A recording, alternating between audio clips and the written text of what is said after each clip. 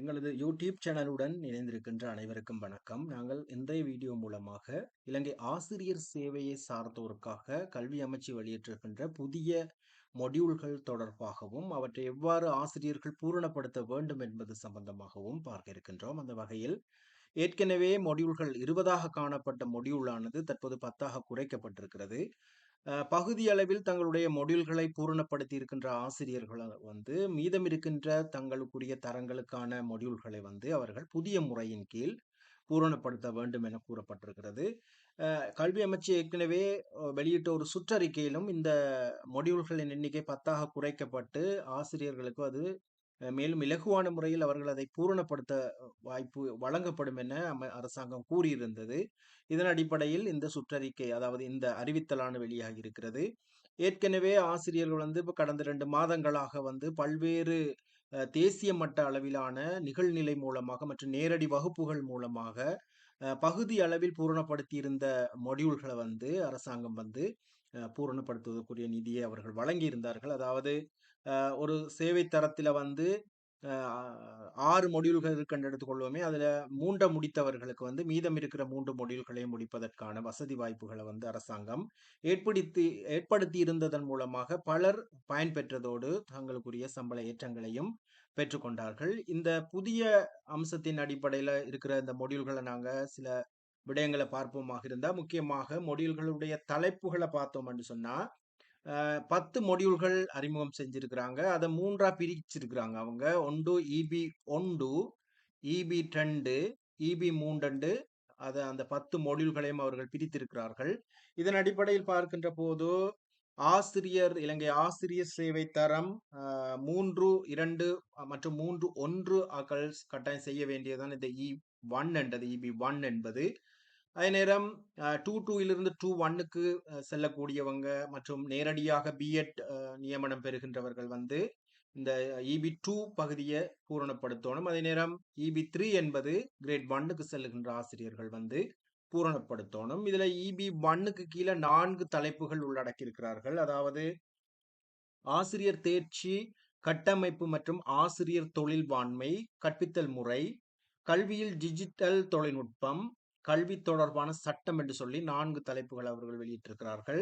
அதே நேரம் இபி 2க்கு கீழே தலைமைத்துவ அபிவிருத்தி மற்றும் முகாமைத்துவம், பயனுள்ள செயல்பாட்டு திட்டமிடலுக்கான உத்திகள், வகுப்பறை முகாமைத்துவம் மற்றும் உள்ளடங்கல் கல்வி என்று சொல்லி 3 தலைப்புகள் அவர்கள் அதுக்கு கீழே கொண்டு வந்திருக்கிறாங்க. அதோடு இபி 3 என்பதுல உடல் மற்றும் உளவியல் நல்வாழ்வு, 21ஆம் நூற்றாண்டு பாடசாலை, செயல்நிலை ஆய்வு என்று சொல்லி இந்த தலைப்புகள் அவர்கள் கொண்டு வந்திருக்கிறாங்க. இந்த தலைப்புகளை நாங்கள் சற்று பார்க்கின்ற போது ஏற்கனவே இருந்த 20 மொடியூல்கள், அந்த மொடியூல் தலைப்புகளினுடைய இணைப்பாக பல தலைப்புகள் இணைத்து இந்த 10 மொடியூல்களையும் அவர்கள் உருவாக்கி இருக்கிறார்கள். முக்கியமாக செயல்நிலை ஆய்வு போன்ற விடயங்கள், மற்றது டிஜிட்டல் தொழில்நுட்பம் போன்ற தலைப்புகள் ஆசிரியர்களுக்கு மிக பயனுள்ளதாக அமையும் என கூறப்பட்டிருக்கிறது. அடுத்த அம்சமாக நாங்க பார்ப்போமாக இருந்தா பரீட்சை கட்டமைப்பு பொறுத்தவரையில வருடத்துக்கு 2 பரீட்சைகளை நடத்துவதற்கு திட்டமிட்டிருக்கிறார்கள்.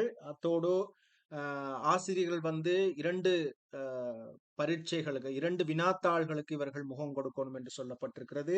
அதாவது 1 மணித்தியால பேப்பர் 40 புள்ளிகளை உங்களுக்கு பெற்றுக் கொடுப்பதோடு அது 1 மணித்தியால பேப்பராக இருக்கும். எம்சிக்யூ வடிவில் அமைக்கப்பட்டிருக்கும் என்று சொல்லப்பட்டிருக்கிறது. மற்றது பேப்பர் 2 என்பது 60 புள்ளிகளுக்குரிய இதாக காணப்படும். அது 2 மணித்தியால பேப்பர். அது கட்டமைக்கப்பட்ட வினாக்கள் கொண்டதாக இருக்கும் என்று அவர்கள் சொல்லியிருக்கிறார்கள். அது பரீட்சை கட்டமைப்பு.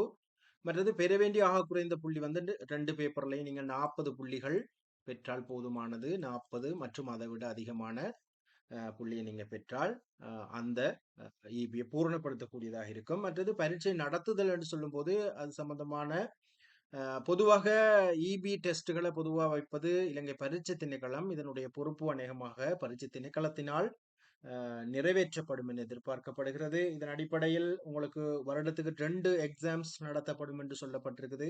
நீங்க ஒரு தடவை தோற்றிவிட்டு அதுல தோல்வி அடைந்தா உங்களுக்கு அந்த வருடத்துல இன்னும் ஒரு வாய்ப்பும் இருக்குது. அது ஒன்றுல நீங்க உங்களுடைய இபியை பூரணப்படுத்துவதன் மூலமாக உங்களுக்கான சம்பள ஏற்றங்களை இலகுவா பெற்றுக்கொள்ளக்கூடியதாக இருக்கும். இது இலகுவான மெத்தட் என்று சொல்லப்பட்டிருக்குது. இந்த மெத்தட் உங்களுடைய கட்டுப்பாட்டுல இந்த இபி செயற்பாட்டை நீங்க வச்சுக்கொள்ளக்கூடியதா இருக்கும். ஏன்னா சென்டருக்கு போ வேண்டிய தேவை வராது. நீங்க பரிட்சை திணைக்களத்தூடாக அல்லது அரசாங்கம் சொல்கின்ற நிறுவனத்தினூடாக இந்த இபி டெஸ்ட்டை நீங்க பூரணப்படுத்தணும். இந்த தலைப்புகளை நீங்க ஞாபகத்தில் வச்சுக்கொள்ளுங்க. இந்த 10 தலைப்புகளையும் அல்லது உங்களுக்குரிய தலைப்புகளை தேடி நீங்க நோட்ஸ்கள் தேடி கொண்டீங்கன்னு சொன்னா, இலகுவாக இந்த டெஸ்ட்டை நீங்க பாஸ் செய்து உங்களுக்குரிய சம்பள ஏற்றங்களை பெற்றுக்கொள்ளக்கூடியதாக இருக்கும். இந்த தகவலானது உங்கள் அனைவருக்கும் பயனுள்ளதாக அமைந்திருக்கும் என்று நினைக்கின்றோம். எனவே இந்த வீடியோவை நீங்கள் பார்த்தவர்கள் உங்களுடைய நண்பர்களுடன் ஷேர் செய்து கொள்ளுங்கள். அத்தோடு எங்களுடைய யூடியூப் சேனலை சப்ஸ்கிரைப் செய்யாதவர்கள் கட்டாயம் சப்ஸ்கிரைப் செய்து கொள்ளுங்கள். அப்போது நாங்கள் வெளியிடுகின்ற வீடியோக்களை நீங்கள் நோட்டிபிகேஷன் ஊடாக உடனுக்குடன் பெற்றுக்கொள்ளக்கூடியதாக இருக்கும்.